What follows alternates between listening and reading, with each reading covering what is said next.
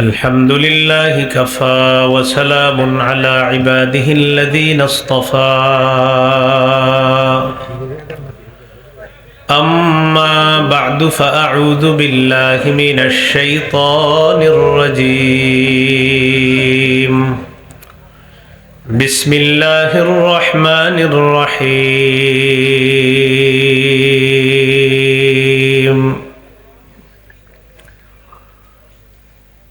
تبت يدا أبي لهب وتب ما أغنى عنه ماله وما كسب سيصلى نارا ذات لهب وامرأته حمالة الحطب في جيدها حبل من مسد اللهم صل على محمد وعلى آل محمد كما صليت على إبراهيم وعلى آل إبراهيم إنك حميد مجيد اللهم بارك على محمد وعلى آل محمد كما باركت على إبراهيم وعلى آل إبراهيم إنك حميد مجيد اللهم إني أعوذ بك من شر لساني ومن شر سمعي ومن شر بصري ومن شر مني মজিদপুর যুব সমাজের উদ্যোগে কবরবাসীর মাগফিরাত কামনায় অষ্টম বার্ষিক তাফসীরুল কোরআন মাহফিলের সভাপতি আলহাজ হযরত মাওলানা মুফতি আব্দুল বাতেন কাসিমি মোহতামিম জামিয়া মাহমুদিয়া মাদ্রাসা ইতিমখানা মজিদপুর, প্রধান অতিথি জনাব মোহাম্মদ আব্দুল হালিম মিন্টু বিশিষ্ট ব্যবসায়ী সমাজসেবক মজিদপুর। আলোচনা করেছেন মুফতি ইয়াহিয়া বিন নজরুল ইসলাম খতিব মিটফোর্ড হসপিটাল জামে মসজিদ ঢাকা, মুফতি মাহমুদ বিন হাবিব মুহাদ্দিস জামিয়া ইসলামিয়া দারুল উলুম মাদ্রাসা দিল রোড মগবাজার ঢাকা, মাওলানা আবুল হাসান রায়হান সহকারী পরিচালক দারুল কোরআন সিদ্দিকিয়া মাদ্রাসা সিদ্দিরগঞ্জ নারায়ণগঞ্জ, মুফতি সিয়াম মাহমুদ কাসিমি খতিব মজিদপুর মুন্সিবাড়ি কেন্দ্রীয় জামে মসজিদ মোহতামিম, আল ফালাহ মডেল মাদ্রাসা গৌরীপুর হাফেজ মাওলানা জহিরুল ইসলাম সাহেব খতিব মজিদপুর বাইতুল মামুর জামে মসজিদ। মাহফিল পরিচালনায় হজরত মাওলানা মোহাম্মদ ইউনুস মিয়া ইমাম খতিব মজিদপুর বাইতুল আমান জামে মসজিদ। উপস্থিত হজরত উলামায়ে কেরাম, মুসলমান ভাইরা,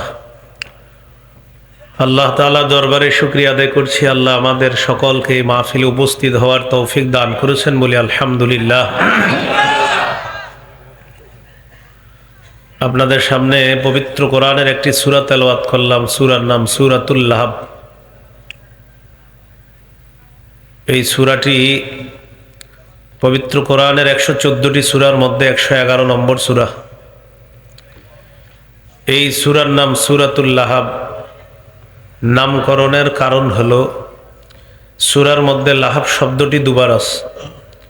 তাব্বাত ইয়াদা আবি লাহাব 3 নম্বর আয়াতে আছে সায়াসলা নারান যাতা লাহাব।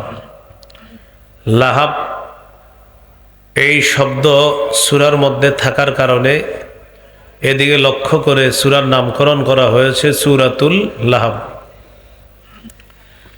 এই সূরার আরেকটি নাম সূরাতুল মাসাদ।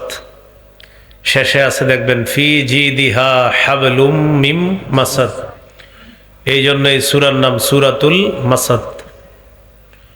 সূরার মধ্যে আয়াত হলো 5টি। 1 থেকে 3 নম্বর আয়াতে আলোচনা হলো নবীজির চাচা আবু লাহাব সম্পর্কে। 4 নম্বর 5 নম্বর আয়াতের আলোচনা হলো আবু লাহাবের স্ত্রী উম্মে জামিল বা আওরা বিনতে হারব অথবা আরওয়া বিনতে হারব সম্পর্কে আলোচনা। সূরাতুল লাহাবের নাজিলের প্রেক্ষাপট, আল্লাহ কেন এই সূরা নাজিল করলেন?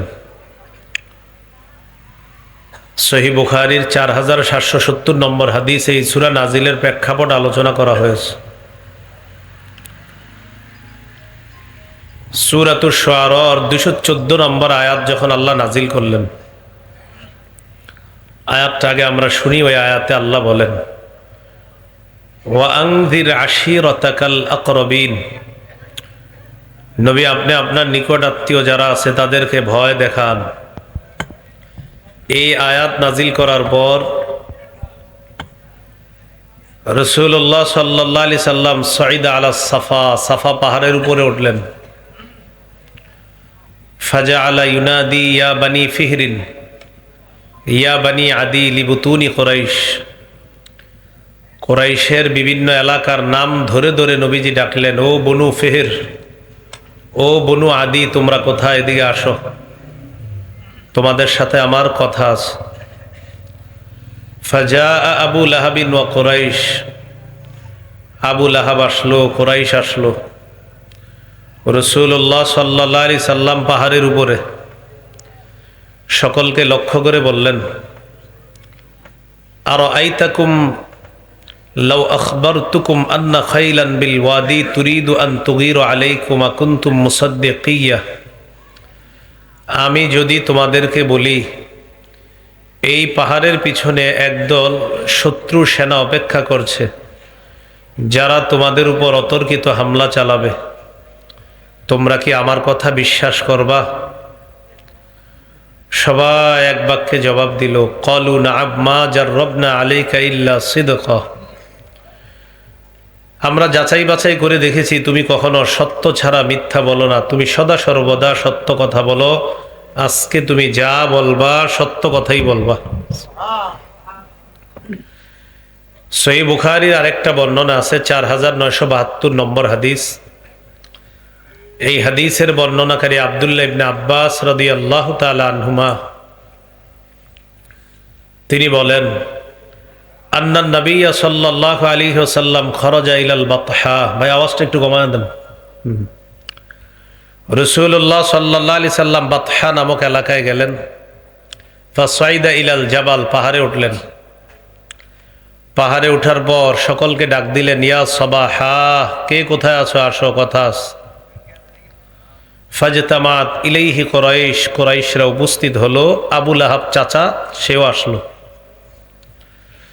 নবীজি বললেন, আরাআইতুম ইন আখবারতুকুম, আরেক বর্ণনায় ইন হাদ্দাসতুকুম আন্নাল আদুওয়া মুসাব্বিহুকুম আও মুমাসসিকুম, আচ্ছা আমি যদি তোমাদেরকে বলি একদল শত্রু সেনা সন্ধ্যায় অথবা সকালে তোমাদের উপর হামলা চালাবে, আকুনতুম তুসাদ্দিকুনি, তোমরা কি আমাকে বিশ্বাস করবা? তাহলে এক হাদিসে আসছে কি বললেন, পাহাড়ের পিছনে একদল শত্রু সেনা, আর আরেক হাদিসে বললেন একদল শত্রু যারা রাতেও হামলা চালাতে পারে, সকালেও হামলা চালাতে পারে, আমার কথা বিশ্বাস করবা? সবাই এক বাক্যে বলল, অবশ্যই বিশ্বাস করব।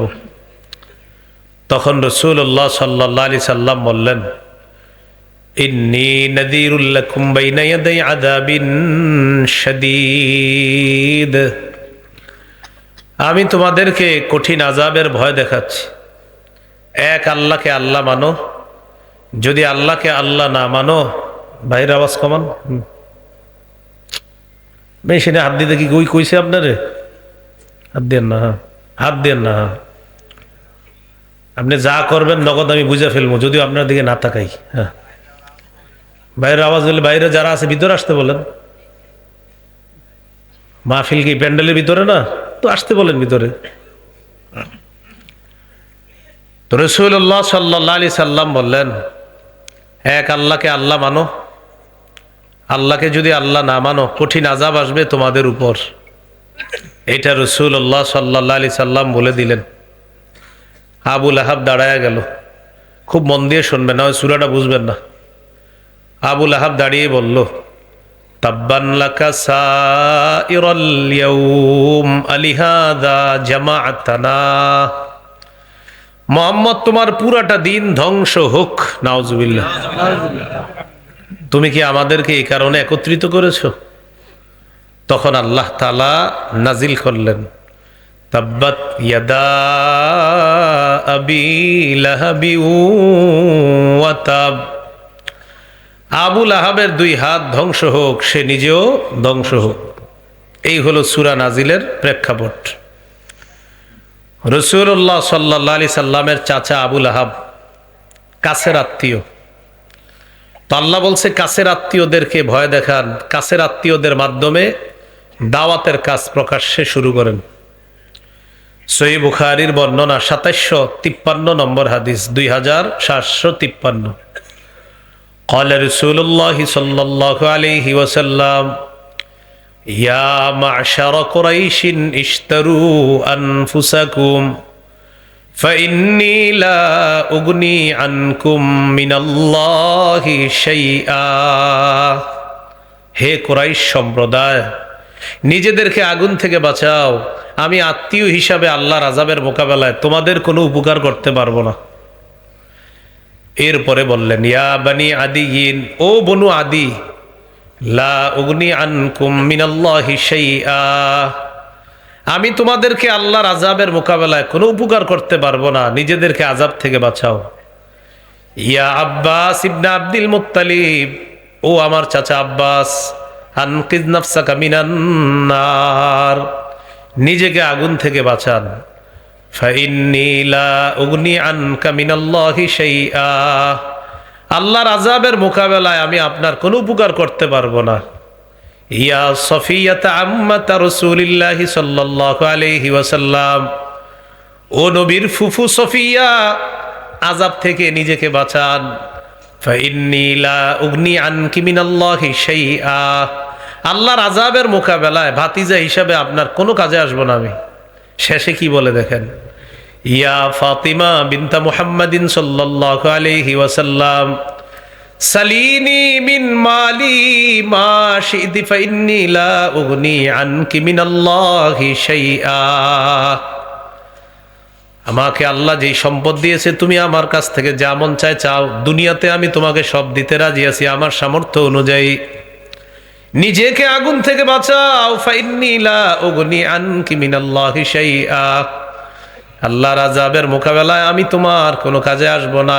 নিজের মেয়ে ফাতেমা রাদিয়াল্লাহু তাআলা আনহাকে এটা বললেন। নিকট আত্মীয়দেরকে আযাবের ভয় দেখাইতে লাগলেন আর বলে দিলেন, ঈমান ছাড়া যারাই কবরে যাবা আমি কিন্তু কোনো উপকার করতে পারবো না। সেই নিকট আত্মীয়দের একজন চাচা আবু লাহাব। নবীর চাচাদেরকে 3 ভাগে ভাগ করা যায়। কয় ভাগে? 3 ভাগে। বলেন, ইমানদার, সহযোগী, মানে ইমানও আনছে, নবীজিরে সহযোগিতা করছে। 2 নাম্বার বলেন সহযোগী, বেঈমান, মানে সহযোগিতা করছে কিন্তু ইমান আনে নাই। 3 নাম্বার সহযোগিতাও করে নাই, ইমানও আনে নাই।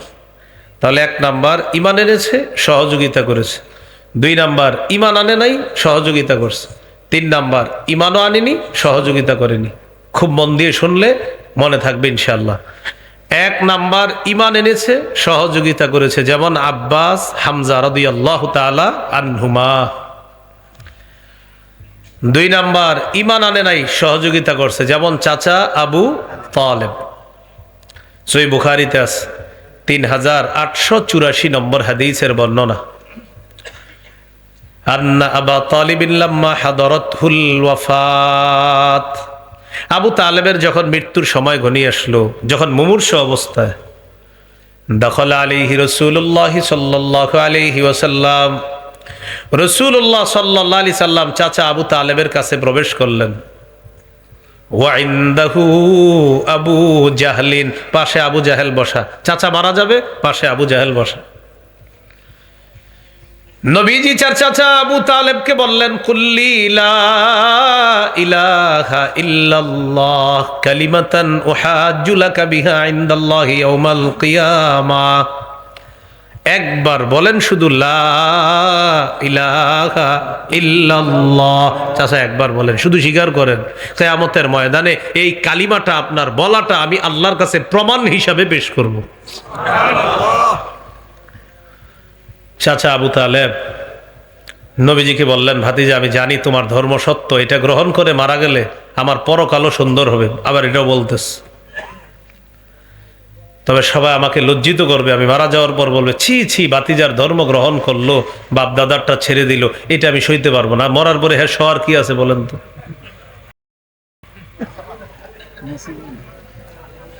ইখতারতুন নার আলাল আর, সম্মানের মোকাবেলায় আমি আগুন গ্রহণ করে নিলাম, আমি আগুনে জ্বলতে রাজি আছি, সম্মান বিসর্জন দিতে আমি রাজি নাই। আগুনে পূর্বে যে এটাও স্বীকার করতেছে। নবীজি বললেন লা আস্তাগফিরুন্না লাকা মা লাম উনহা আন, আমি আপনার জন্য ক্ষমা প্রার্থনা করতে থাকবো যতক্ষণ আল্লাহ আমাকে নিষেধ না করবে। মানে মুশরিক চাচাকে বলতেছে আমি আপনার জন্য ক্ষমা প্রার্থনা করব আমাকে নিষেধ না করা পর্যন্ত। তো নবীজি চাচার জন্য এটা বলার পর আল্লাহ আয়াত নাজিল করে দিলেন, মা কানা লিন নাবিয়্যি ওয়াল্লাযীনা আমানু আইয়াস্তাগফিরু লিল মুশরিকিনা ওয়ালাউ কানু উলি কুরবা। নবীর জন্য উচিত না, জায়েজ নাই, ইমানদারদের জন্য জায়েজ নাই কোন মুশরিকের জন্য ক্ষমা প্রার্থনা করা, যদিও সেই মুশরিক নবীর নিকটাত্মীয় হয়। হাবিব আবু তালেব আপনার নিকটাত্মীয়, কিন্তু আপনার জন্য জায়েজ নাই, বৈধ নাই আপনার নিকটাত্মীয় চাচার জন্য ইস্তেগফার পাঠ করা, কারণ আপনার চাচা মুশরিক। নবীজিকে আল্লাহ জানায়া দিলেন মুশরিকের জন্য ক্ষমা প্রার্থনা করা জায়েজ নাই। তো এটা জানানোর পর যাই হোক চাচা মারা গেছে, নবী খুব কষ্ট পাইতেছে, চাচা ঈমান আনলো না, জাহান্নামী হবে। তখন আল্লাহ সূরা কসসের আরেকটা আয়াত নাজিল করলেন, জিবরিল আমিন এসে জানায়া দিলেন, ইন্নাকা লা তাহদি মান আহবাবতা ওয়ালাকিন্নাল্লাহা ইয়াহদি মান ইয়াশা। আপনি যাকে ভালোবাসেন তাকে হেদায়েত দিতে পারেন না, আল্লাহ যাকে চান তাকে হেদায়েত দিয়ে দেন। সুবহানাল্লাহ, এটা আল্লাহ জানায়া দিলেন। তাহলে চাচারা কয় প্রকার? ইমানদার সহযোগী, আব্বাস হামজা রাদিয়াল্লাহু আনহুমা দুই, বেঈমান বেঈমান সহযোগী, যেমন চাচা আবু তালেব। 3 নাম্বার বেঈমান, আবার সহযোগিতা করে নাই, যেমন চাচা আবু লাহাব। আমাদের আলোচ্য বিষয় হলো তাব্বাত ইয়াদা আবি লাহাব, আবু লাহাব সম্পর্কে। আবু লাহাবের আসল নাম হলো আব্দুল উজ্জা, উজ্জা দেবীর গোলাম। আল্লাহ তার আসল নামটা কোরআনে আনে নাই কেন? এটা শিরিকের সাথে সম্পর্ক আছে নামটা, এই জন্য তার নামটা আল্লাহ আনে নাই। না এনে আল্লাহ তার নামটা না এনে তার উপাধিটা আনছে আবু লাহাব। আবু লাহাব মানে হলো অগ্নিস্ফুলিঙ্গের পিতা, অগ্নিস্ফুলিঙ্গওয়ালা আবু লাহাব, মানে তার চেহারাটা দেখতে আগুনের মতো সুন্দর ছিল, এই জন্য তার নাম আবু লাহাব, অগ্নিস্ফুলিঙ্গওয়ালা। আল্লাহ তার এই উপাধিটাই কোরআনে ব্যবহার করছে। তো মূল আলোচনা আমরা চলে যাই। তাব্বাত মানে হলো খাবাত, খাসিরাত হালাকাত, ধ্বংস হওয়া। আবি লাহাব, ইয়াদা আবি লাহাব, আবু লাহাবের 2 হাত ধ্বংস হোক। ইয়াদা এটা ইয়াদুন শব্দের দ্বিবচন, ইয়াদুন হলো 1 বচন, এটার দ্বিবচন হলো ইয়াদা, মানে 2 হাত। এখন কথা হলো ইয়াদা আবি লাহাব অর্থ হলো আবু লাহাবের 2 হাত ধ্বংস হোক। আমার সাথে একটা কথা বলেন তাহলে মনে থাকবে, বলেন আরবরা অংশ বলে পূর্ণ ব্যক্তিকে উদ্দেশ্য নেয়, আবার আরবরা অংশ বলে পূর্ণ ব্যক্তিকে উদ্দেশ্য নেয়। আরবদের রীতি অনুযায়ী আল্লাহ তাআলা আবু লাহাবের 2 হাত এটা বলে উদ্দেশ্য পুরা আবু লাহাব। বলছে কি আবু লাহাবের 2 হাত, আসলে উদ্দেশ্য কি? আবু লাহাব। আবু লাহাবের 2 হাত ধ্বংস হোক মানে আবু লাহাব ধ্বংস হোক। তো এখন আপনি প্রশ্ন করতে পারেন আমারে, হুজুর আবু লাহাব ধ্বংস হোক, আল্লাহ তো বলছে আবু লাহাবের 2 হাত। জবাব হলো আরবরা অংশ বলে পূর্ণ ব্যক্তিকে উদ্দেশ্য নেয়। হাত এটা হলো অংশ, আর হাত ওয়ালা হলো পুরা মানুষটা, তাহলে ব্যক্তির অংশ হলো হাত। আল্লাহ তাআলা আরবদের রীতি অনুযায়ী অংশ বলে ব্যক্তিকে উদ্দেশ্য নিয়েছেন, এই জন্য ইয়াদা আবি লাহাব, যদিও আবু লাহাবের 2 হাত ধ্বংস হোক, অনুবাদ উদ্দেশ্য হলো পুরা আবু লাহাব ধ্বংস হোক। মনে থাকবে নি? আচ্ছা বলেন তো, আল্লাহ কি আবু লাহাব ধ্বংস হোক বলছে না হাতের কথা বলছে? হাত দ্বারা উদ্দেশ্য কি হবে? শুধু হাত না, পুরা আবু লাহাব। কেন? আরবরা অংশ বলে কি উদ্দেশ্য নেয়? ব্যক্তি। এই হলো তাব্বাত ইয়াদা আবি লাহাব। এবার আমরা আবুল আহাব সম্পর্কে জানব। আমাদের নবীজির নবুয়ত আল্লাহ তাআলা প্রকাশ করার আগে আবুল আহাবের মৌলিক 3 অবস্থা, নবুয়ত প্রকাশ করার পরে আবুল আহাবের 4 অবস্থা। 4 আর 3 কত হয়? এই 7টা অবস্থা মন দিয়ে শোনেন। নবীজির নবুয়ত প্রকাশ করার আগে 3 অবস্থা, প্রকাশ করার পরে 4 অবস্থা। নবুয়ত প্রকাশ করার আগে 3 অবস্থা। 1 নম্বর, রাসূলুল্লাহ সাল্লাল্লাহু আলাইহি সাল্লাম জন্মগ্রহণ করার পর নবীজির জন্মের সুসংবাদটা আবুল আহাবের কাছে যে দিয়েছে সে হলো আবুল আহাবের দাসী সুয়াইবা। বুখারীতে আছে, 5372 নম্বর হাদিসে আছে। এই হাদিসের শেষে আছে ওয়াকালা উরওয়া ওয়া সুয়াইবা আ'তাকাহা আবু লাহাব।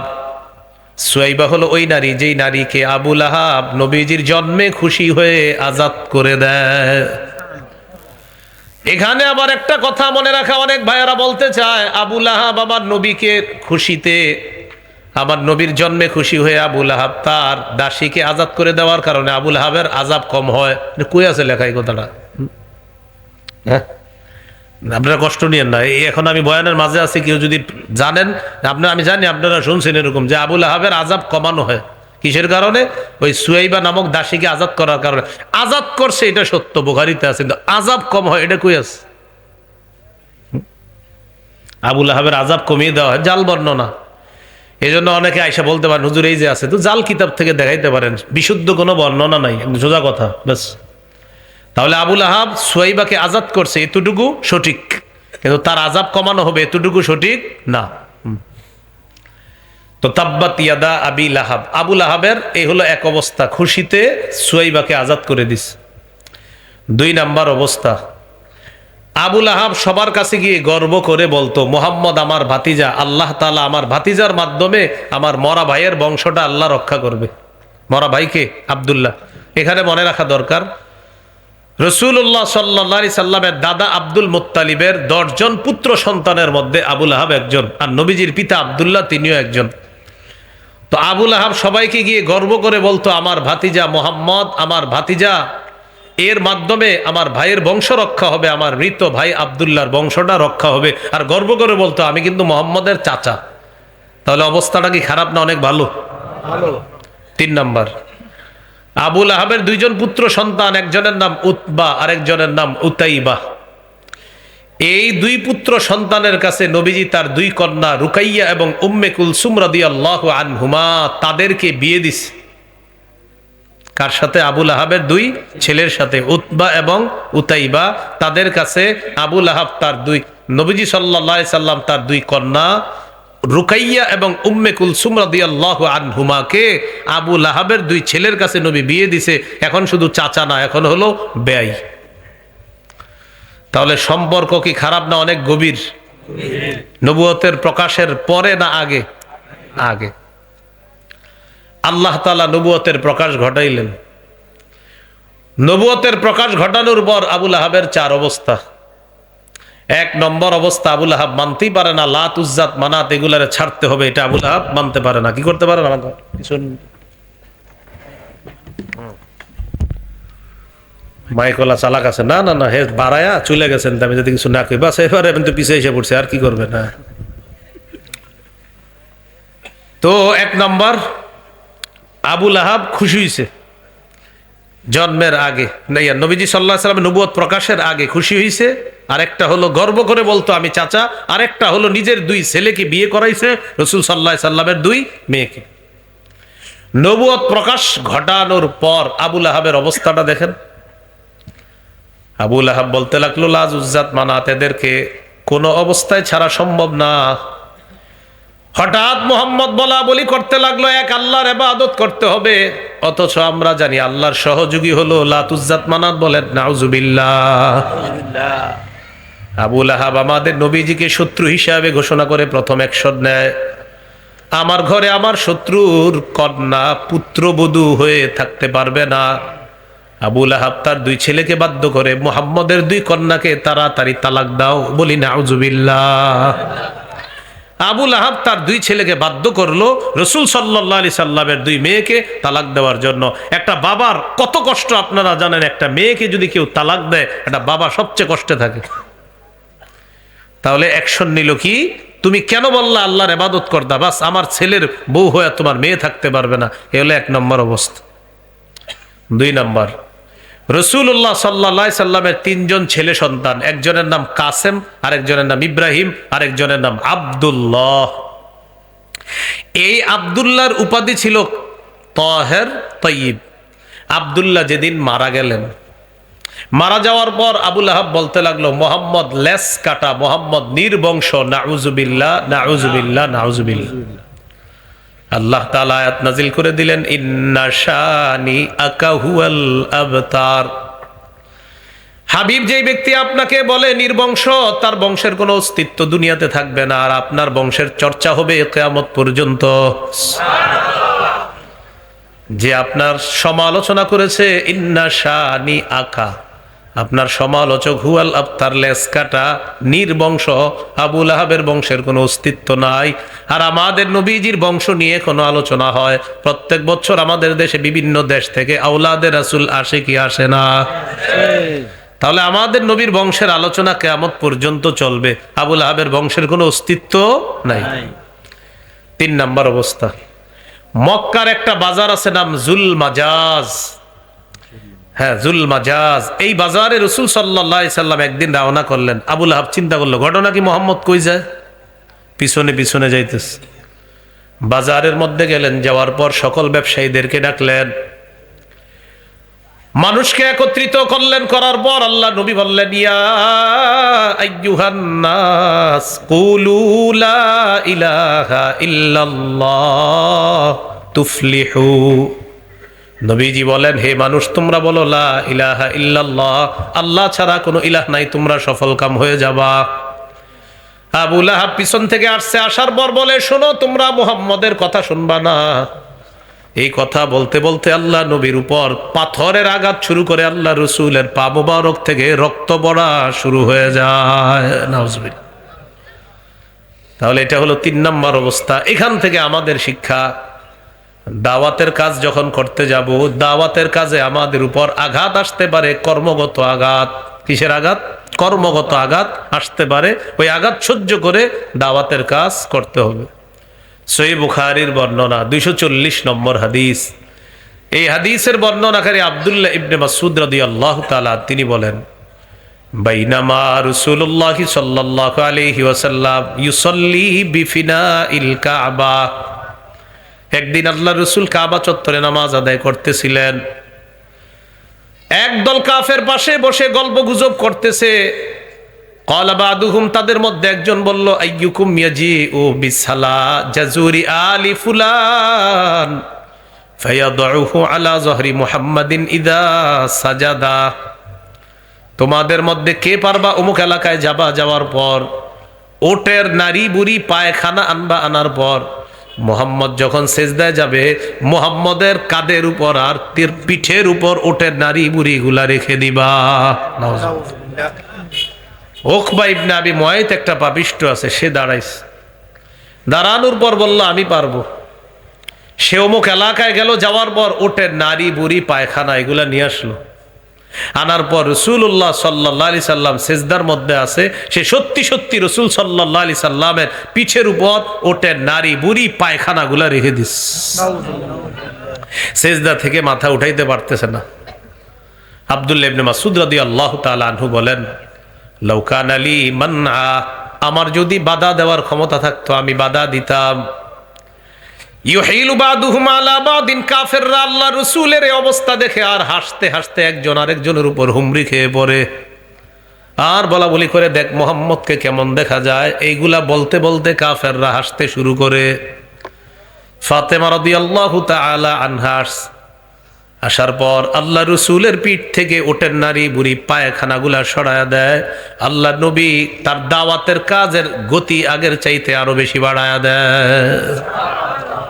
একদিন বাহির থেকে আসছে, আসার পর দেখে কি চেহারাটার মধ্যে রক্ত রক্ত ভাব, রক্তে চেহারাটা বিবর্ণ হয়ে গেছে, একটু কেমন যেন রক্ত রক্ত ভাব ভাব দেখা যায় চেহারার মধ্যে, আর জামাটা ছেঁড়া। ফাতেমা রাদিয়াল্লাহু, ওইদিকে আবার কি শুরু হয়েছে কই? হ্যাঁ, তো গানে কি আবার এরকম ইয়েও হয়? এটা কি গানের মধ্যে মাঝে এটা কি? না না, এই যে এটা এখন যেটা চলতেছে। ও আচ্ছা আচ্ছা, সেটা বুঝতেছি আমি কি পরে। হ্যাঁ, যাই হোক। তো রাসূলুল্লাহ সাল্লাল্লাহু আলাইহি সাল্লাম আসছেন। আমাদের দেশে সব বন্ধ হইলো, বেদাত এখনো বন্ধ হয় নাই। ই ঠিক, ওই প্রথম 3 দিনের মধ্যে সব সাইজ করে দিলে ঠিক হয়ে যেত। ওই প্রথম 2-3 দিনে পুরো বাংলাদেশে কিছু কিছু জায়গায় ঠিক হয়ে গেছে, কিন্তু এই জন্য ওই এখন আর ঠিক করার সুযোগ নেই। ওই 3 দিনে ওলামায়ে কেরাম যা পারতেন বাস করে ফেলতে পারতেন, কিন্তু ভুল করছেন। ওই প্রথম যে 3 দিন কেউ কাউরে কিছু করে না, ইচ্ছা মতো সব শেষ করে ফেলতেন, সব শেষ হয়ে যেত। তো রাসূল সাল্লাল্লাহু আলাইহি সাল্লাম আসছে, বাইর থেকে আসছে। আসার পর ফাতেমা রাদিয়াল্লাহু তাআলা আনহা আল্লাহ রাসূলকে দেখে কান্না করা শুরু করলেন। নবীজি বললেন, ফাতেমা তুমি কেন কান্না করো? ফাতেমা রাদিয়াল্লাহু তাআলা আনহা আল্লাহ রাসূলকে বলেন, কদ শাহুবা লাউনুকা, আব্বা আপনার চেহারার রং বিবর্ণ হয়ে গেছে, কাফেররা আপনারে মারছে। মেয়ে বলতেছে, আব্বা আপনারে মারছে? ওয়াখলাউ লাকাত সিয়াবুক, আপনার জামাটা মনে হয় টানা হেচড়া করছে, এই কারণে আপনার জামাটা ছিঁড়ে গেছে। নবীজি বললেন, লা তাবকি ইয়া ফাতিমা, ফাতেমা তুমি ক্রন্দন করিও না। ইন্নাল্লাহা ক্বাদ বাআসা আবাকি বিআমরিন লা ইয়াবকা আলা ওয়াজহিল আরদি বাইতু হাজার ওয়ালা ওয়াবারিন ওয়ালা মাদারিন ইল্লা আদখালাহুল্লাহু ফীহি। আল্লাহ তাআলা তোমার বাবার এই কষ্টের কারণে পৃথিবীর বুকে এমন কোন কাঁচা ইট পাকা ইট তৃণলতার ঘর বাকি থাকবে না যেখানে আল্লাহ তাআলা তোমার বাবার এই দিন পৌঁছাবে না, এমনটা হবে না। সারা পৃথিবীর প্রতিটা ঘরে ঘরে আল্লাহ তাআলা তোমার বাবার এই দাওয়াত পৌঁছায় দিবেন। কেউ গ্রহণ করবে, কেউ করবে না, তবে দাওয়াত পৌঁছে যাবে সবার কাছে। আমাদের নবীজির দাওয়াত সারা পৃথিবীতে এখন পৌঁছে গেছে। এই হলো কর্মগত আঘাত। নবীজির জামা টেনে ছিঁড়ে ফেলছে, নবীজির চেহারা বিবর্ণ করে ফেলছে। আরেক বর্ণনা আসছে, ফামিনহুম মান তাফালা, কারো সামনে গেছে দাওয়াত দিতে থুতু মেরে দিচ্ছে। ওয়া মিনহুম মান সাব্বা, আবার কারো সামনে দাওয়াত দিতে গেছে, যাওয়ার পর আল্লাহ রাসূলকে গালি দিচ্ছে। ওয়া মিনহুম মান হাসসা আলাইহি তুরাব, কারো সামনে যাওয়ার পর বালু হাতের মধ্যে নিয়ে আল্লাহ রাসূলের চেহারায় মেরে দিচ্ছে। এইভাবে রাসূল সাল্লাল্লাহু আলাইহি সাল্লামকে কর্মগত আঘাত করছে। সহিহ বুখারীর বর্ণনা 4815 নম্বর হাদিস। এই হাদিসের মধ্যে আছে, বাইনামা রাসূলুল্লাহ সাল্লাল্লাহু আলাইহি ওয়াসাল্লাম ইউসাল্লি বিফিনাইল কাবা, আল্লাহ রাসূল সাল্লাল্লাহু আলাইহি সাল্লাম কাবা চত্বরে নামাজ পড়তেছে। ওই যে পাপিষ্ঠটা নবীজির কাঁধের উপরে পিঠের উপরে ওটের নারী বুড়িগুলা রাখছিল, এটা আসছে। আসার পর কি করছে দেখেন, নবীজির গলা পিছন দিক থেকে দুই পাশ থেকে এইভাবে একটা চাদর দুই পাশ দিয়ে বের করছে। চাদরের একটা এই পাশে আর একটা পিছনে বের করছে। নবীজি নামাজের মধ্যে আছে। লাওয়া সাউবাহু ফি উনুকিহি, নবীর গলায় চাদর পেঁচাইছে। ফাখানাকা বিহি খানকান শাদীদা, ফাঁস লাগিয়ে মানুষকে যেইভাবে ফাঁসি দেওয়া হয় এইভাবে দুই পাশ থেকে চাদরটা জোরে টান দিস। রাসূলুল্লাহ সাল্লাল্লাহু আলাইহি সাল্লামের চেহারা মুবারক, মুখ মুবারক, কথা বের হচ্ছিল না। নবীজির গলার মধ্যে এমন জোরে টান লাগছে, আবু বকর সিদ্দিক রাদিয়াল্লাহু তাআলা দৌড়ে আসছে। আসার পর ওই উকবা ইবনে আবি মুআইত পাপিষ্টরার কাঁধে ধরে একটা ধাক্কা দিস। ধাক্কা দেওয়ার পর বললেন, আতাকতুলুনা রাজুলান আইয়াকুলা রাব্বি আল্লাহ, একটা মানুষকে এই কারণে হত্যা করতে চাও যে মানুষটা বলে আমার রব হলেন আল্লাহ। একটা মানুষকে কি এই কারণে হত্যা করবা যিনি বলেন আমার রব আল্লাহ? নবীজিকে এইভাবে কর্মগত আঘাত করার পর আল্লাহ রাসূল সাল্লাল্লাহু আলাইহি সাল্লাম দাওয়াতের গতি আগের চাইতে আরো বাড়ায়া দিস। তায়েফের ময়দানে গেছে। হাবিব মাসুদ আব্দে ইয়ালিল ইবনে কুলাল 3 ভাইকে দাওয়াত দিস। একজনে বলল, আল্লাহ কি তোমারে ছাড়া আর কাউরে নবী বানাইতে পারলো না? আরেকজন বলল, আল্লাহ কি কুরাইশ বংশ ছাড়া আর কোনো বংশ পাইল না? আরেক ভাই বলল, তোমার চেহারাটাও আমি দেখতে চাই না, সরো। নাউজুবিল্লাহ পড়েন। আম্মা জান আয়েশা সিদ্দিকা রাদিয়াল্লাহু তাআলা আনহা বলেন, হাবিব আপনার জীবনে কি উহুদের ময়দানের চাইতে বড় কঠিন কোনো দিন আসছে? নবীজি বলেন, আয়েশা, তোমার মামার গোষ্ঠী তায়েফের ময়দানে আমার যে নির্যাতন করছে, এটা আমার জীবনে সবচেয়ে ভয়ঙ্কর নির্যাতন ছিল। উহুদের ময়দানেরটা তো ভুলা যায়, সেটা ভুলা যায় না। কোনটা? তায়েফের ময়দানে। আয়েশা, আমি একটা মেহমান মানুষ গেলাম তাদেরকে দাওয়াত দিতে, তারা আমার দাওয়াত গ্রহণ করে নাই, ঠিক আছে, তা আমার সাথে যে আচরণ করছে, যুবক ছেলেদেরকে লেলিয়ে দিছে, যুবকদেরকে লেলিয়ে দিছে আমার পিছনে। যুবকরা আমাকে পাথর মারতে লাগলো। আয়েশা, আমি বেহুশ হয়ে গেলাম। হঠাৎ আমার হুশ ফিরে আসছে। আসার পর আমি তাকায় দেখি জিবরিল আমিন আমাকে তার ডানা দিয়ে ছায়া দিয়ে রাখছে। জিবরিল আমিন আমাকে সালাম দিলেন, দেওয়ার পর বললেন, ওয়াকাদ বাসা ইলাইকা মালাকাল জিবাল লিতামুরাহু বিমা শিতা ফীহিম। পাহাড়ের দায়িত্বে ফেরেশতা আপনার কাছে পাঠাইছে, আপনি যা মন চা আদেশ করেন, আপনি যা বলবেন ফেরেশতা আপনার কথা শুনবে। পাহাড়ের দায়িত্বে ফেরেশতা আমাকে সালাম দেয়। সালাম দেওয়ার পর বলে, হাবিব আপনি আমাকে বলেন, আন উতবিক আলাইহিমুল আখবাশাইন, এই দুই পাহাড় চাপা দিয়ে আমি তায়েফবাসীকে ধ্বংস করে দেই। নবীজি জবাব দিলেন, লা বাল আরজু আই ইউখরিজাল্লাহু মিন আসলাবিহিম মান ইয়াবুদুল্লাহ লা ইউশরিকু বিহি শাইআ। নবীজি বললেন, না, আমার আশা তাদের ঔরস থেকে এমন সন্তান দুনিয়াতে আসবে যারা এক আল্লাহর ইবাদত করবে, আল্লাহর সাথে শিরিক করবে না, এমন সন্তান দুনিয়াতে আসবে আমার আশা। এই জন্য আল্লাহ রাসূল বললেন, তাদেরকে হত্যা করবা না। নবীজি দাওয়াতের গতি আগের চাইতে আরো বাড়ায়া দিলেন। তাহলে বলেন তো, কর্মগত আঘাত আসার পর নবীজি কি দাওয়াতের কাজ ছেড়ে দিয়েছে না আরো করছে? এই হলো আবু লাহাবের নবুয়ত প্রকাশ করছে আমার নবীর। এই নবুয়ত প্রকাশের পর আবু লাহাবের ৩ নম্বর অবস্থা, জুল মাজাজ নামক বাজারে গিয়ে পাথর মেরে নবীর পা রক্তাক্ত করেছে, এটা কর্মগত আঘাত। ৪ নম্বর অবস্থা,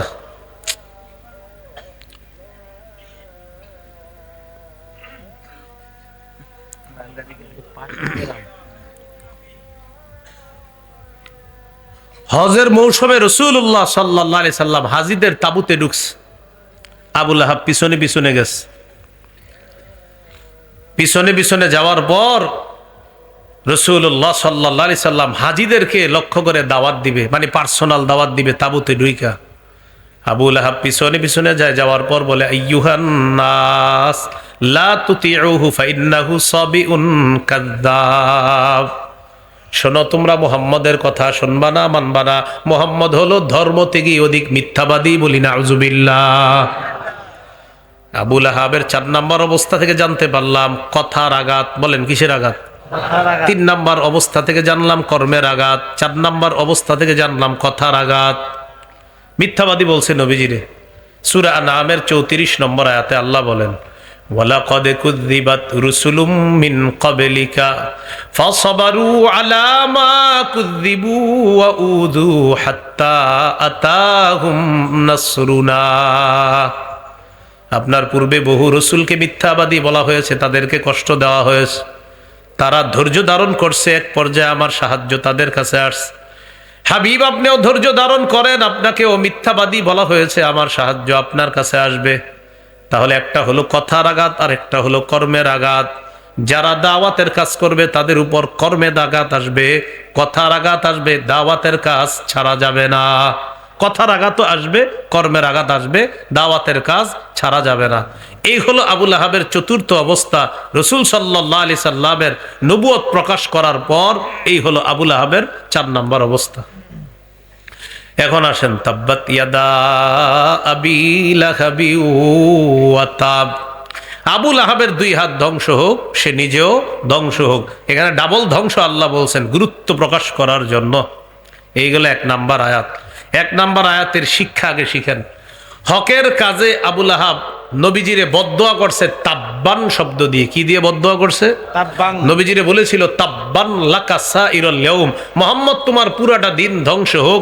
আল্লাহ অভিশাপের জবাবটা দিছে ঠিক আবু লাহাবের ওই ভাষায় জবাব দিয়ে দিছে, আমার নবীর জন্য তুমি তাব্বান বলছো, ধ্বংস বলছো, আমি আল্লাহ জানায়া দিলাম আমার নবীর জন্য তাব্বান না, তোর জন্য তাব্বাত, তুই ধ্বংস হবি। তাহলে যেই ভাষায় বদদোয়া ওই ভাষায় আল্লাহ তাআলা জবাব দিয়ে দিস। এ হলো 1 নম্বর আয়াত। 2 নম্বর আয়াত গুরুত্বপূর্ণ অংশ। মা আগনা আনহু মালুহু ওয়া মা কাসাব। আবুল আহাবের সম্পদ, আবুল আহাবের সন্তান তার কোনো কাজে আসে নাই। সম্পদ কাজে আসে নাই, সন্তান তার কোনো কাজে আসে নাই। কি ঘটনা? ঘটনা হলো বদর যুদ্ধে কাফেররা শোচনীয়ভাবে পরাজয় বরণ করার 7 দিন পর আবুল আহাবের গলার মধ্যে গুটি বসন্তের রোগ হয়েছে। এই রোগ হওয়ার পর আবুল আহাবের সন্তানরা চিন্তা করলো এই রোগে তো মানুষের শরীরে ছড়ায়া যেতে পারে। এটা তাদের একটা অন্ধবিশ্বাস ছিল যে বসন্তের রোগ এটা অন্যের শরীরেও ছোঁয়াছুঁয়ে রোগের মতো এটা চলে যেতে পারে, এটা তাদের অন্ধবিশ্বাস ছিল। আবুল আহাবের সন্তানরা চিন্তা করলো আব্বার যেই রোগ হয়েছে এই রোগে তো আব্বার পাশে থাকা ঠিক হবে না। আল্লাহ কি বলে দেখেন, মা আগনা আনহু মালুহু ওয়া মা কাসাব। আবুল আহাবের সন্তান তার কোনো কাজে আসে নাই। ওয়ামা কাসাবা আই ওয়ামা কাসাবা মিন ওয়ালাদ, সে যেই সন্তান কামাই করছে আল্লাহর পক্ষ থেকে এই সন্তানও তার কোনো কাজে আসে নাই।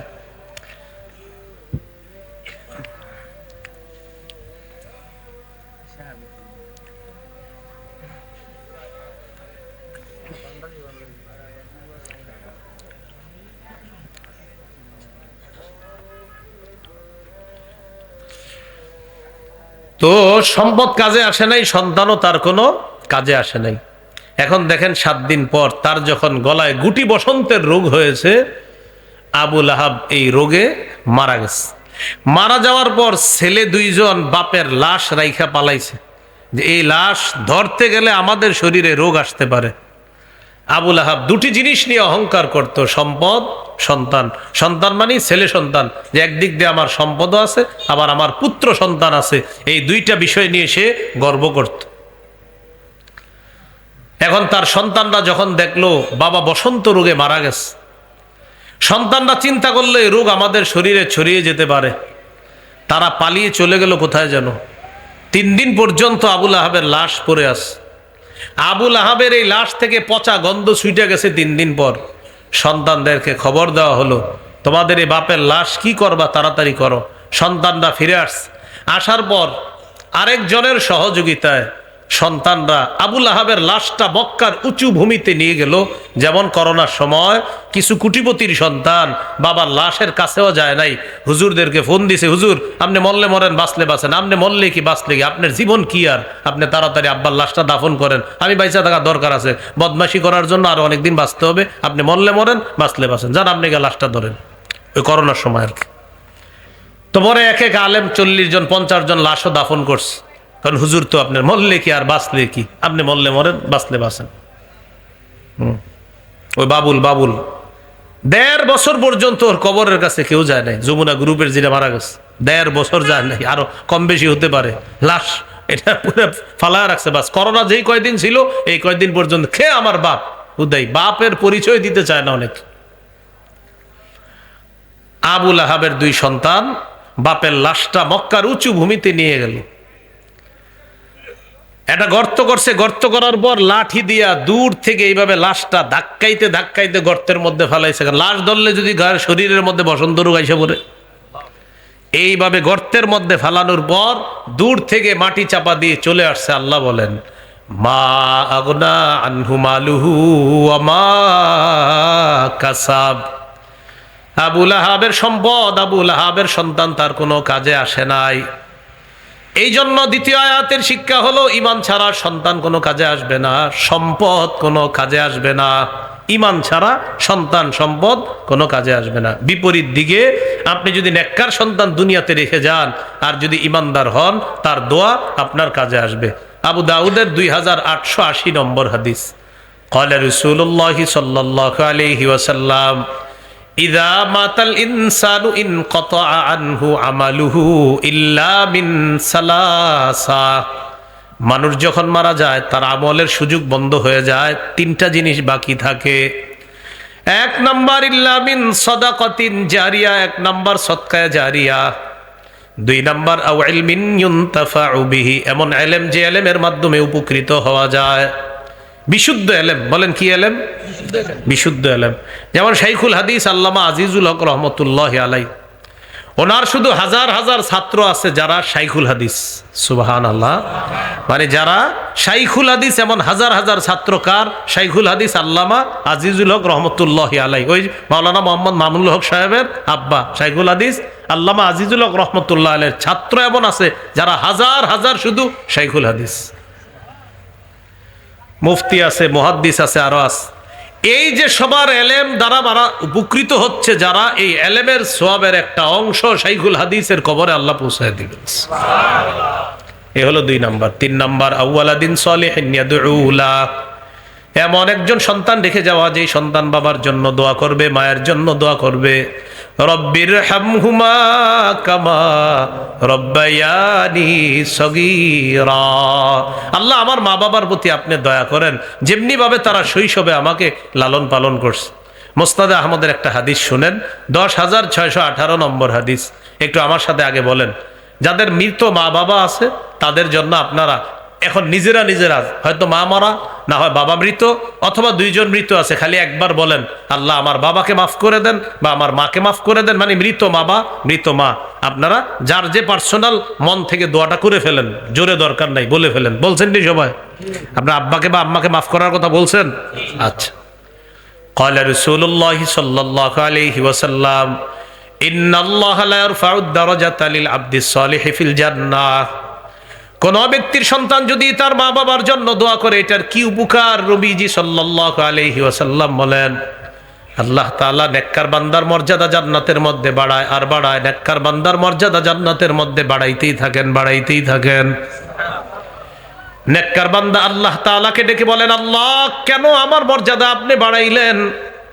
আল্লাহ তাআলা জবাব দিবেন, বিইস্তিগফারি ওয়ালাদিকা লাক, তোমার সন্তান তোমার জন্য ক্ষমা প্রার্থনা করছে।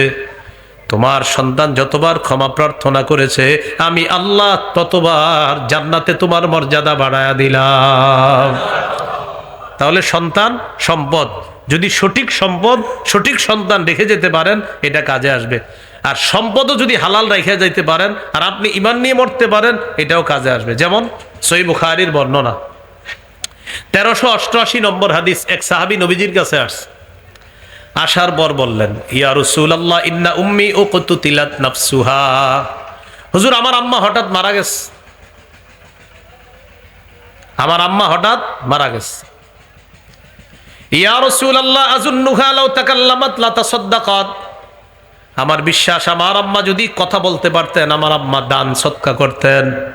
হুজুর আমার আম্মা মারা গেছে হঠাৎ, আমার বিশ্বাস আমার আম্মা যদি কথা বলতে পারতেন, আমার আম্মা কিছু দান সদকা করতেন।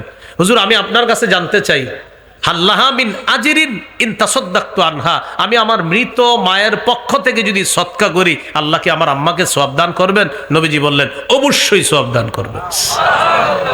এখান থেকে একটা শিক্ষা হলো, প্রতিদিন আপনি মনে করেন সামর্থ্য অনুযায়ী আপনার 10 টাকা সামর্থ্য আছে, 5 টাকা এইভাবে সদকা করবেন। আল্লাহ 5 টাকা আমার পক্ষ থেকে সদকা করলাম, আর 5 টাকা আমার মৃত মা বাবা অথবা যিনি মৃত্যুবরণ করেছে বলবেন তার পক্ষ থেকে বাকি 5 টাকা আমি সদকা করলাম। বুখারীর বর্ণনা, আল্লাহ আপনার পক্ষ থেকেও কবুল করবেন, আপনার মৃত মা অথবা মৃত যার পক্ষ থেকে সদকা করেছেন সেটাও আল্লাহ কবুল করবেন।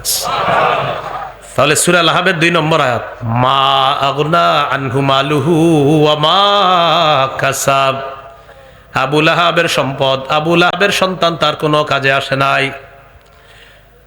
মনে রাখবেন, হালাল ভাবে সন্তান সম্পদ কামাই করা দোষের না, তবে সম্পদ আর সন্তান যেন আল্লাহর পথে বাধা না হয়। আল্লাহ তাআলা বলেন, ইয়া আইয়ুহাল্লাযীনা আমানু লা তুলহিকুম আমওয়ালুকুম ওয়ালা আওলাদুকুম আন যিকরিল্লাহ, হে ঈমানদারগণ তোমাদের সম্পদ তোমাদের সন্তান আল্লাহর স্মরণ থেকে যেন তোমাদেরকে গাফেল করে না দেয়, উদাসীন করে না দেয়। মানুষ 2 কারণে আল্লাহরে ভুলা যায়, সম্পদের কারণে, সন্তানের কারণে। শাটার লাগাইছে অর্ধেক, এই মুহূর্তে মুয়াজ্জিন সাহেব বলে কদ কামাতিস সালাহ, শাটার অর্ধেক লাগাইছে, নামাজে যাবে। কাস্টমার একজন আসছে, আইসা কয় 10,000 টাকার সদাই নিব। কত? মুয়াজ্জিন বলে কদ কামাতিস সালাহ, কাস্টমার কয় 10,000। টেনশনে পড়ে গেছেন, কি করব? নামাজে যাবো 10, নামাজ 10, কি করবো এখন? সূরা তাহা 132 নম্বর আয়াত, এর আয়াত দ্বারা বোঝা যায় আল্লাহ বলেন তুমি নামাজে যাও, লা নাসআলুকা রিজকা, আমি তোমার কাছে রিজিক চাই না, নাহনু নারযুকুকা, আমি তোমাকে রিজিক দেই।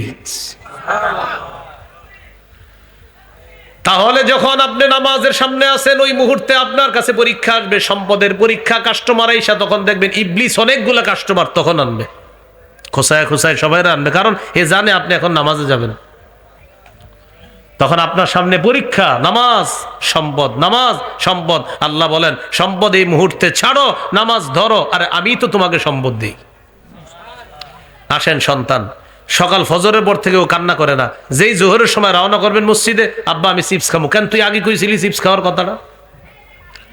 যখন নামাজে রওনা করবেন জোহরের নামাজ, ওই মুহূর্তে কান্না, মানে এর জীবনের সমস্ত চাহিদা ওই মুহূর্তে। ইবলিস আইসা একটা খোসা দেয়, তুই এখন বল তোর চিপস লাগবে, আইসক্রিম লাগবে, সারাদিন কিন্তু খোসায় নাই। ওই যে আপনি নামাজে রওনা করছেন, ইবলিস আইসা বলে তুই তোর আব্বারে বল চিপস লাগবে, খোসা দিয়ে দেয়। আপনারা বুদ্ধি করে কি করবেন? আমার একটা আছে ছোট ছেলে, তো এই ছেলে ও কি করতো, আপনার জোহরের নামাজটা সাধারণত আমি বাসার পাশে মসজিদে পড়ি, জোহর আর ফজর, আসর অন্যদিকে পড়া হয়। তো জোহরের সময় এটা কি করে, আপনার সারাদিন কান্না করে না, জোহরের সময় গিয়া হ্যাঁ সমস্ত চাই না, আমি কই চান্দু তোমার তো এইভাবে সারা যাবো না, প্যাম্পাস পরায়া ওটারে নিয়ে মসজিদের জানালার পাশে বসারে, বুঝা থাক। ইবলিসে বুঝে গেছে না এ তো ধোঁকা দেওয়া যাবে না, তখন কিছুদিন পরে আর কান্না করে না, বুঝছে হ্যাঁ ইবলিস তুমি শুধু জোহরের সময় ওরে খোসা দাও না, ওর সব কিছু মনে করে ওই সময়। কিন্তু আপনারাও নামাজের সময় যখন যাবেন, বাচ্চা যদি কান্না করে একদিন দুই দিন খালি ট্রাই করবেন, এটা কান্না থামে না, স্ত্রীকে বলবেন প্যাম্পাস পরায় দাও, এটারই নিয়ে যাবো আজকে, নিয়ে জানালা পাশে বসায় রাখবেন, আপনি কোনায় দাঁড়াবেন, কিনারায় দাঁড়াবেন, ওটারে জানালা পাশে বসায় রাখবেন, দেখবেন কিছুদিন পর আর আপনারা জ্বালায় না, ইবলিস বুঝে গেছে না এর তো আপনার বাধা দেওয়া যায় না। তো আল্লাহ বললেন সম্পদ সন্তান আল্লাহর স্মরণ থেকে তোমার যেন গাফেল না করে দেয়। মনে থাকবে নি? এই হলো 2 নম্বর আয়াত সূরা লাহাবের, মা আগনা আনহু মালুহু ওয়া মা কাসাব। আবু লাহাবের সম্পদ, আবু লাহাবের সন্তান তার কোনো কাজে আসে নাই। তাহলে ইমান ছাড়া সম্পদ ব্যর্থ, ইমান ছাড়া সন্তান সব কোনো কাজে আসবে না। 3 নম্বর আয়াত, সায়াসলা নারন যাতা লাহাব, অচিরে আবু লাহাব প্রবেশ করবে নারন, আগুনের মধ্যে প্রবেশ করবে, যাতা লাহাব অগ্নিস্ফুলিঙ্গওয়ালা আগুন, লেলিহান অগ্নিশিখাওয়ালা আগুনের মধ্যে প্রবেশ করবে। 1 নম্বর আয়াতের শিক্ষা হলো অভিশাপ দেওয়া যাবে না, আল্লাহ অভিশাপের জবাব দিয়ে দিলেন। 2 নম্বর আয়াতের শিক্ষা, ইমান ছাড়া সম্পদ আর সন্তান কোনো কাজে আসে নাই। 3 নম্বর আয়াতের শিক্ষা, ইমান ছাড়া পরকালও বরবাদ। বলেন ইমান ছাড়া পরকাল বরবাদ। আবু লাহাব লেলিহান অগ্নিশিখা যুক্ত আগুনে প্রবেশ করবে। আল্লাহ আমাদের সকলকে এই 3 আয়াত থেকে 3টা শিক্ষা। 1 নম্বর আয়াতের শিক্ষা, হক কাজে বাধা দিব না। 2 নম্বর আয়াতের শিক্ষা, সম্পদ সন্তান কাজে লাগাবো। 3 নম্বর আয়াতের শিক্ষা, আখেরাত সুন্দর করার জন্য দুনিয়াতে ভালো আমল করব এবং ঈমান নিয়ে যাওয়ার চেষ্টা করব ইনশাআল্লাহ। তাহলে 1 নম্বর আয়াতের শিক্ষা, হালাল কাজে, বৈধ কাজে, সঠিক কাজে বাধা দিব না, আবু লাহাব দিছিল। 2 নম্বর আয়াতের শিক্ষা হলো সম্পদ সন্তান কাজে লাগানোর চেষ্টা করা। 3 নম্বর আয়াতের শিক্ষা, যে কোনো মূল্যে দোয়া করে আল্লাহর কাছে বলতে হবে, আল্লাহ ঈমানের সাথে মৃত্যু দিয়েন যেন পরকালটা সুন্দর হয়। আল্লাহ আমাদের সকলকে কবুল করেন। এবার 4 আর 5 নম্বর আয়াত, ইন্টারেস্টিং হালকা কিছু আলোচনা। 4 আর 5, 4 নম্বর আয়াতে 5 নম্বর আয়াতে আল্লাহ কি বলে দেখেন, ওয়ামরাআতুহু হাম্মালাতাল হাতাব ফি জিদিহা হাবলুম মিন মাসাদ। অনুবাদটা আগে শুনেন। ইন্ধন বহনকারিণী আবু লাহাবের স্ত্রীও আগুনে প্রবেশ করবে। আবার বলেন ইন্ধন বহনকারিণী, বলেন জ্বালানি বহনকারিণী, কাঠ বহনকারিণী আবু লাহাবের স্ত্রী জাহান্নামে প্রবেশ করবে। এমন অবস্থায় তার গলার মধ্যে মোটা পাকানো রশি থাকবে, আপনার পাকানো মোটা রশি থাকবে তার গলায়। ওই পাকানো রশি দিয়ে তারে টানতে টানতে জাহান্নামে নিক্ষেপ করা হবে। কাকে? আবু লাহাবের স্ত্রীকে। ওয়ামরাআতুহু, আবু লাহাবের স্ত্রী। আবু লাহাবের স্ত্রীর নাম আওরা। কি নাম? আওরা মানে টেরা। আবু লাহাবের স্ত্রীর এক চোখ ছিল টেরা, এজন্য তার নাম আওরা। আবার কেউ কেউ বলেন তার নাম ছিল আর ওয়া। কি? একটা আউ র আর একটা আর ওয়া। হ্যাঁ, আর ওয়া। একটা হলো আউ র আর একটা হলো আর ওয়া। আর ওয়ার অনুবাদ অবশ্যই সুন্দর। আর ওয়া মানে অধিক পরিতৃপ্ত। আর ওয়া। আবুল আহাবের স্ত্রীর আরেকটা প্রসিদ্ধ উপনাম আছে, যেটার নামে সবাই চিনে, ওলামায়ে কেরামের কাছে প্রসিদ্ধ, সেটা উম্মে জামিল। কি নাম? উম্মে জামিল। এখন একটু বুঝেন, ওর স্ত্রীর কাজ ছিল কি? এলাকায় যদি কারো স্ত্রী আর স্বামীর মধ্যে ঝগড়া লাগিয়া এই স্বামী স্ত্রীর মধ্যে যদি তালাকের ঘটনা ঘটতো, সবাই বলতো আচ্ছা এই সংসারে আগুনটা লাগাইলো কেরে, খুঁজতে খুঁজতে দেখা যাইতো আবুল আহাবের স্ত্রী এখানে ঝগড়া লাগাইছে, শেষমেশ তাদের স্বামী স্ত্রীর মধ্যে তালাক হইছে। এই গেল এক নাম্বার, ও কাজ করতো। দুই, সমাজে একটা ঝগড়া লাগছে মনে করেন, আচ্ছা ঝগড়াটা লাগার পর ঘোড়া নিয়ে, দুই দলের ঘোড়া নিয়ে ঝগড়া লাগছে, ঝগড়ার এক পর্যায়ে দুই দল তরবারি নিয়ে নেমে গেছে, তখন শেষে যুদ্ধ থামার পর আলোচনা হইতো আচ্ছা আমগো মাঝে যে এত বড় ঝগড়াটা হইলো এটার পিছনে কলকাঠি নাড়লোকে, খোঁজ নিয়ে দেখা যাইতো আবুল আহাবের স্ত্রী। কার স্ত্রী? আবুল আহাবের স্ত্রী। এখন আমার একটুটুকু বুঝে থাকলে বলেন, বলেন হাম্মালাতাল হাতব। বলেন সংসারে ভাঙ্গন সৃষ্টিকারিণী। সংসার ভাঙ্গনের পিছনে ইন্ধন বহনকারিণীকে আরবরা হাম্মালাতাল হাতব বলে। কি বলে? হাম্মালাতাল হাতব। কাকে? সংসার ভাঙ্গন সৃষ্টিকারিণী, এই সংসার ভাঙার পিছনে ইন্ধন বহন করত যে, তাকে কি বলতো? হাম্মালাতাল হাতব। এগুলো একটা। দুই, বলেন সমাজে ফিতনা সৃষ্টির পিছনে ইন্ধন বহনকারিণীকে আরবরা হাম্মালাতাল হাতব বলে। একটা হলো তালাক ঘটানোর পিছনে ইন্ধন বহনকারিণী, আরেকটা হলো সমাজে ফিতনার পিছনে ইন্ধন বহনকারিণী, তাকে কি বলে? হাম্মালাতাল হাতব। আসলে আপনার বাক্যটা হলো হাম্মালাতুল হাতব। তো এটা আরবি ব্যাকরণ অনুযায়ী হাল জুলহাল একটা কাহিনী আছে, ওই অনুযায়ী এটা হয়েছে হাম্মালাতা, এখানে জবর হয়েছে, আসলে হইল হাম্মালাতুল হাতব। লাতা কেন হয়েছে? এটা আরবি ব্যাকরণ অনুযায়ী হাম্মালাতাল হাতব হয়েছে। তাহলে দুইটা গেল। তিন নাম্বার, আবুল আহাবের স্ত্রী ধনী মানুষ ছিল কিন্তু কৃপণ ছিল। কৃপণ হওয়ার কারণে সে কোনো দাস দাসী রাখতো না, সেবক সেবিকা রাখতো না, নিজে জঙ্গলে যাইতো, যাওয়ার পর সেখান থেকে নিজেই কাঠ সংগ্রহ করত, করে পাকানো মোটা রশি দিয়ে ওই কাঠ বেঁধে সে নিজে আইনা এটা দিয়ে রান্না করত। আর কাঠ বহনকারিণীকে বলেন আরবিতে হাম্মালাতাল হাতব বলে। কাঠ বহনকারিণীকে আরবিতে কি বলে? তাহলে এবার মন দিয়ে শোনেন, তিনটা বলি। সংসারে ভাঙ্গন সৃষ্টির পিছনে ইন্ধন বহনকারিণীকে হাম্মালাতাল হাতব বলে। দুই, সমাজে ফিতনা সৃষ্টির পিছনে ইন্ধন বহনকারিণীকে হাম্মালাতাল হাতব বলে। তিন, হাতব শব্দের অর্থই কাঠ, আর হাম্মালা মানে বহন করা। আবুল আহাবের স্ত্রী কৃপণতা করে নিজে গিয়ে জঙ্গলের মধ্যে কাঠ সংগ্রহ করে মোটা পাকানো রশি দিয়ে বেঁধে গলার সাথে বাইদা এই কাঠ নিয়ে আসতো, এরপরে এটি দিয়ে আগুন জ্বালাইতো। আর কাঠ বহনকারিণীকে আরবিতে বলা হয় হাম্মালাতাল হাতব। এই তিন কারণে আবুল আহাবের স্ত্রীকে বলা হয় হাম্মালাতাল হাতব। তো এটা আল্লাহ বললেন ওয়ামরাআতুহু হাম্মালাতাল হাতব। তাহলে এখন থেকে ওয়ামরাআতুহু হাম্মালাতাল হাতব বললে ইতিহাসটা মাথায় এসে যাবে না, যে হাম্মালাতাল হাতব কাকে বলে? যখন আপনি পড়বেন ওয়ামরাআতুহু, কোরআন দেখে দেখে যখন পড়বেন ওয়ামরাআতুহু হাম্মালাতাল হাতব, হ্যাঁ হাম্মালাতাল হাতব সমাজে ফিতনা সৃষ্টিকারিণী, হাম্মালাতাল হাতব জামাই বউর মধ্যে ভাঙ্গন সৃষ্টিকারিণী, হাম্মালাতাল হাতব কৃপণতা করে নিজে লাকড়ি বহনকারিণী। তো আবুল আহাবের স্ত্রীও আগুনে প্রবেশ করবে হাম্মালাতাল হাতব, এমন অবস্থায় যে সে কাষ্ঠ বহনকারিণী, ওই অবস্থায় সে জাহান্নামেও প্রবেশ করবে। কিভাবে? ফি জিদিহা হাবলুম মিম মাসাদ, তার গলার মধ্যে থাকবে হাবলুন রশি, মিম মাসাদ পাকানো রশি। তো পাকানো মোটা রশি তার গলায় থাকবে। এটার দুই ব্যাখ্যা। একটা হলো দুনিয়াতেই পাকানো মোটা রশি দিয়ে সে লাকড়ি বেঁধে বাড়িতে নিয়ে আসতো, এগুলা দিয়ে রান্না করত। আরেকটা ব্যাখ্যা হলো যখন তাকে জাহান্নামে নিক্ষেপ করা হবে, মোটা পাকানো রশি তার গলায় লাগিয়ে টানতে টানতে জাহান্নামে নিক্ষেপ করা হবে। এখন আসেন আবুল আহাবের স্ত্রীর কাজ ছিল কি? একটা তো কাজ জানলেনি, কি কাজ ছিল বলতে পারবেন তো? তালাকের ঘটনা কে ঘটাইতো? সমাজে বেশিরভাগ ফিতনা কে লাগাইতো? জি, তার আরো কাজ ছিল। কি কাজ? স্বামীকে সে যত আকাম আছে সব আকামে সহযোগিতা করত।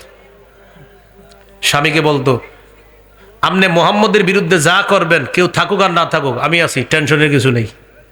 স্বামী আবু লাহাবকে এই এখন বুঝেন, তাহলে স্বামীর নাফরমানিমূলক সমস্ত কাজে সহযোগিতা কে করত? স্ত্রী। এইখান থেকে একটা শিক্ষা হলো, জীবনে আল্লাহর কাছ থেকে দোয়া করে হলো সঙ্গিনীটা ভালো নির্বাচন করা, যে আল্লাহ আমার একটা ভালো বউ দেন। এই জন্য হাদিসের মধ্যে আসছে, নবীজি বলছেন 4টা জিনিস তোমাদের কামাই করা উচিত। কয়টা? লিয়াত্তাখিজ আহাদুকুম কলবান শাকিরা, এমন একটা কলব যে কলব বেশি বেশি আল্লাহ শুকরিয়া আদায় করবে। 2 নাম্বার ওয়ালিসানান যাকিরা, এমন একটা জিহ্বা যে জিহ্বাটা বেশি বেশি আল্লাহর জিকির করবে। 3 নাম্বার ওয়ামরাআতান তুঈনু আহাদাকুম আলা তাআতিল্লাহ, এমন একজন বিবি যে বিবি তোমাদেরকে আল্লাহর ইবাদতে সহযোগিতা করবে। 4 নাম্বার ওয়া জিসমান সাবিরান আলাল বালা, বিপদে ধৈর্য ধারণ করতে পারে এমন একটা শরীর আল্লাহর কাছে চেয়ে নিবা। এই 4 জিনিস আল্লাহর কাছে চাওয়া। শুকর গুজারি কলব, জিকিরকারী জিহ্বা, ইবাদতে সহযোগিতাকারিনী স্ত্রী, আর বিপদে ধৈর্য ধারণকারী শরীর। মনে থাকবে নি? আবু লাহাবের স্ত্রী কি ভালো ছিল? ভালো কাজে সহযোগিতা করতো না খারাপ কাজে? আল্লাহ পবিত্র কোরআনে বলেন, ওয়ালা তাআওয়ানু আলাল ইসমি ওয়াল উদওয়ান, তোমরা গুনাহের কাজে আর সীমালঙ্ঘনের কাজে একে অপরকে সহযোগিতা করবা না। বুঝেন, আবু লাহাবের স্ত্রীর কাজ কি ছিল? আরো সাহাবীদেরকে কষ্ট দেওয়া, নবীজিকে কষ্ট দেওয়া। সূরা লাহাবের মধ্যে দেখি ওলামা ছাড়া অন্যরা বলেন, সূরা লাহাবের মধ্যে মৌলিকভাবে বলা হয়েছে 2 জন মানুষ জাহান্নামে যাবে, একজন, দ্বিতীয়জন স্ত্রী। কয়জন জাহান্নামে যাবে বলা হয়েছে? 1, 2। এই সূরা নাজিল হওয়ার পর আবু লাহাবের স্ত্রীর কানে সংবাদ গেছে, তুমিও জাহান্নামে যাইবা, তোমার জামাইও জাহান্নামে যাবে। কে বলছে? কয় মুহাম্মদ। মুহাম্মদকে কে বলছে? সাল্লাল্লাহু আলাইহি সাল্লাম। সাল্লাল্লাহু আলাইহি সাল্লাম। কয় মুহাম্মদকে কে বলছে? সাল্লাল্লাহু আলাইহি সাল্লাম। তখন বলল যে আল্লাহ মুহাম্মদ সাল্লাল্লাহু আলাইহি সাল্লামকে জানায়া দিছে। মুহাম্মদ সাল্লাল্লাহু আলাইহি সাল্লামকে কে জানায়া দিছে? আল্লাহ। কি জানাইছে? একটা সূরা নাজিল করছে, এটার নাম সূরাতুল লাহাব। এই সূরার মধ্যে 2 জন জাহান্নামে যাওয়ার কথা আছে, তোমার স্বামী যাবে, তুমি যাবা। কয় তাই নাকি? হ্যাঁ। পাথর নিস। কেন? কয় মুহাম্মদ কই আছে এখন? অমুক জায়গায় আছে। পাথর নিয়ে রওনা করছে, নবীজিরে হত্যা করবে। পাথর নিয়ে নবীজি সাল্লাল্লাহু আলাইহি সাল্লামের সামনে আসছে, আবু বকর সিদ্দিক পাশে, নবীজি পাশে। নবীজি আছে, আবু বকর সিদ্দিক রাদিয়াল্লাহু তাআলা আনহু আছে। আবু লাহাবের স্ত্রী পাথর নিয়ে আইসা বলতেছে, আবু বকর, মুহাম্মদ কোথায়? অথচ নবীজি আবু বকর সিদ্দিক রাদিয়াল্লাহু তাআলা আনহুর পাশে। নবীজির মুআজিজা আল্লাহ প্রকাশ করছে। মানে সামনে কে? নবীজি, কিন্তু দেখতেছে না।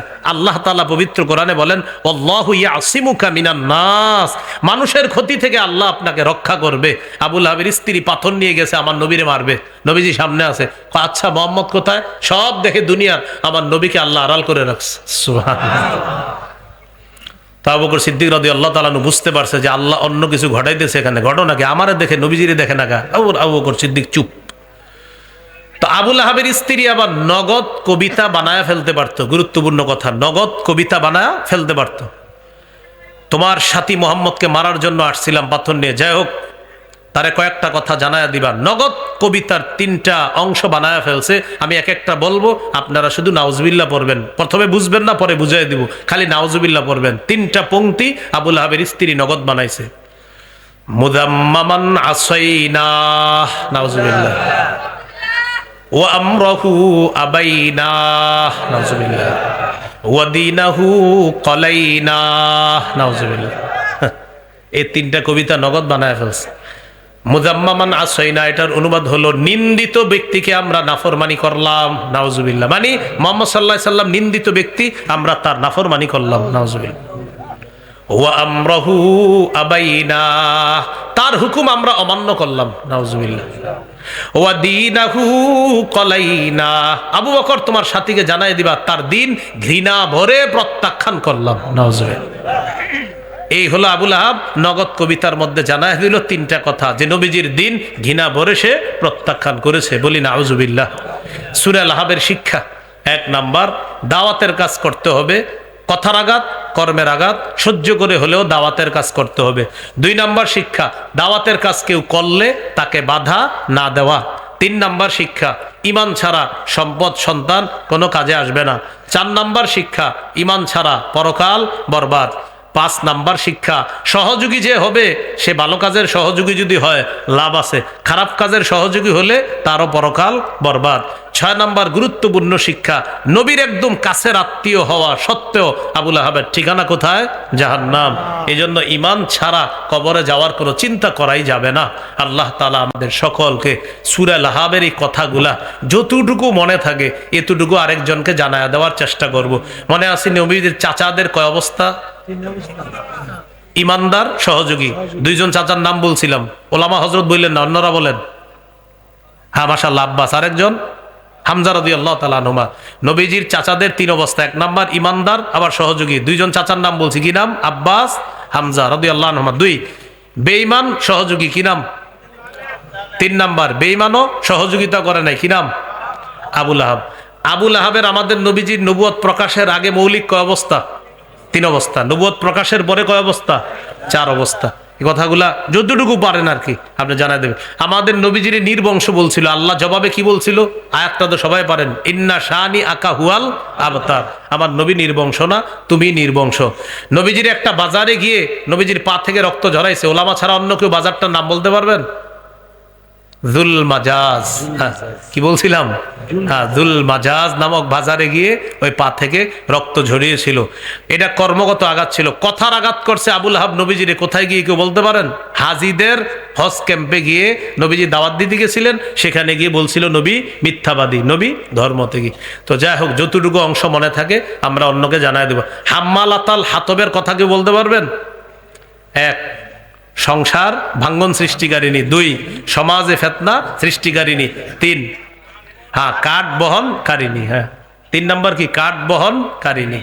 আল্লাহ আমাদের সকলকে যতটুকু পারি মনে রেখে অন্যের কাছেও পৌঁছে দেওয়ার চেষ্টা করব। আল্লাহ তৌফিক দান করেন। হালাল কাজে বেশি বেশি শরীক হওয়া, হারাম কাজ থেকে বেঁচে থাকার তৌফিক দান করেন।